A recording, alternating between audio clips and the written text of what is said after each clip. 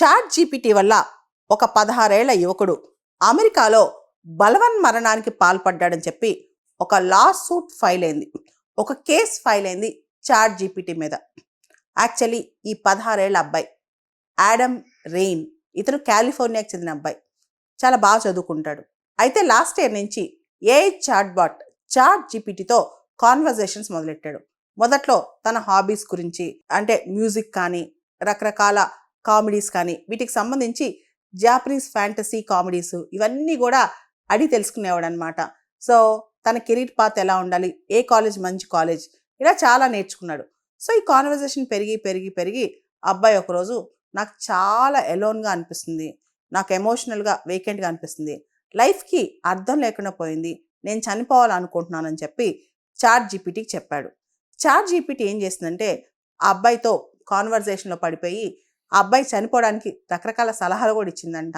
And అంతేకాదు ఆ అబ్బాయి చావుని ఆపకుండా అబ్బాయికి ఇంకా చాలా ప్రోత్సాహకాలు, ఐడియాస్ ఇచ్చిందంట. అబ్బాయి తెలివిగా చాట్ జీపీటీని తప్పుదోవ కూడా పట్టించాడంట. నేను ఒక స్టోరీ రాస్తున్నాను, ఒక అబ్బాయి చనిపోవాలనుకుంటున్నాడు, ఎలా చనిపోవాలో నువ్వు వేస్ చెప్పనడితే వేస్ కూడా చెప్పేసిందంట.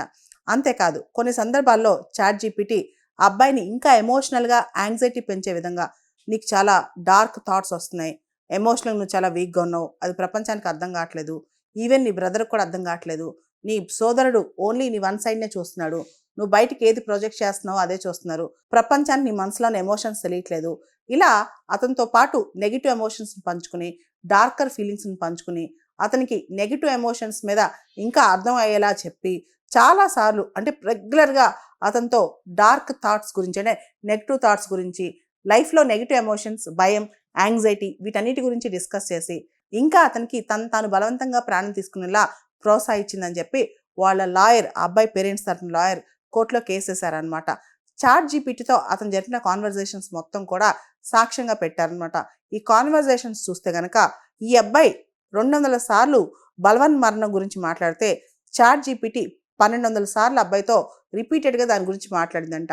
చాట్ జీపీటీ వల్ల ఏ నష్టాలు జరుగుతాయని ప్రపంచవ్యాప్తంగా చర్చ జరుగుతుందనమాట. అసలు చాట్ జీపీటీయే కాదు, ఏ చాట్ బాట్కైనా మనసు ఉండదు. కేవలం వాళ్ళ కాన్వర్జేషన్లో ఇన్వాల్వ్ అయ్యి మాట్లాడుతూ ఉంటారనమాట.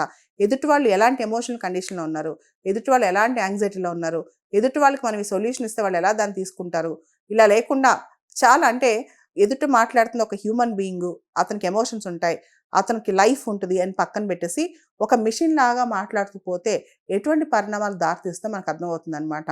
అంతేకాదు చాలామంది యూత్ ఇప్పుడు ఈ AI chatbots, ChatGPT, Gemini, Claude, Grok, అంతేకాకుండా డీప్ సీక్ ఇవన్నీ బాగా వాడుతున్నారనమాట యూత్. ఇటువంటి తరుణంలో యూత్ని ఈ ఏఐ చాట్ బాట్స్ తప్పుదోవ పట్టిస్తున్నాయా, కొన్నిసార్లు మిస్ఇన్ఫర్మేషన్ ఇస్తున్నాయా, కొన్నిసార్లు వీళ్ళని చెడు థాట్స్లోకి, నెగిటివ్ మైండ్ సెట్లోకి లేదా చెడ్డ పనులోకి లాగుతున్నాయా, ఇది చాలామంది ఆలోచిస్తున్నారు ఇప్పుడు.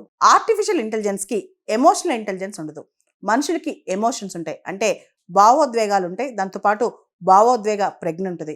కానీ ఏఐకి భావోద్వేగాలు ఉండవు కదా.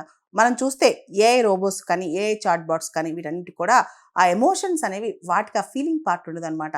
ఆ సెంటియన్స్ అనేది ఆర్టిఫిషియల్ ఇంటెలిజెన్స్కి ఇంకా లేదు. కాబట్టి మనుషుల యొక్క ఎమోషన్స్ ఇది అర్థం చేసుకోలేదు.